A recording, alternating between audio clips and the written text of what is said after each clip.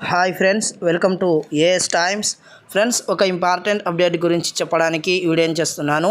ఆ అప్డేట్ ఏంటంటే ఆధార్ కార్డుకు సంబంధించి మనకు రాష్ట్ర ప్రభుత్వం వారు అక్టోబర్ 25 నుంచి 31 వరకు గ్రామాల్లో ఆధార్ మొబైల్ క్యాంపులు నిర్వహించనున్నారని రాష్ట్ర ప్రభుత్వం వారు చెప్తున్నారు.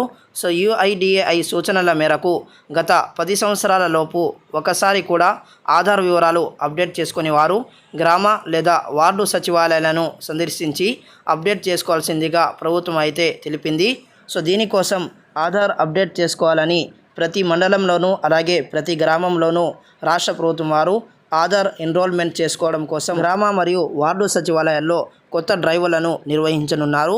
ఈ రోజు నుంచి ఆధార్ కార్డు అప్డేట్ చేసుకోవడం కోసం మీ సచివాలయాలకు వెళ్ళి మీరు మీ యొక్క ఆధార్ కార్డులో పేరు, అలాగే ఇంటి పేరు, అడ్రస్సు, అలాగే పుట్టిన తేదీలతో పాటు ప్రస్తుతం ఫోటోలను కూడా మార్పు చేసుకునే అవకాశాన్ని రాష్ట్ర ప్రభుత్వం వారు కల్పించారండి.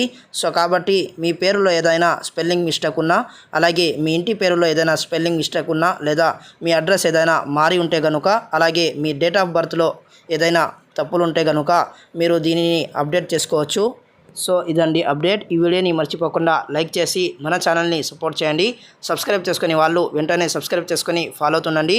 ఇటువంటి మరిన్ని లేటెస్ట్ అప్డేట్స్ నేను మీకు ఇస్తుంటాను. So thanks for watching this video. All the best.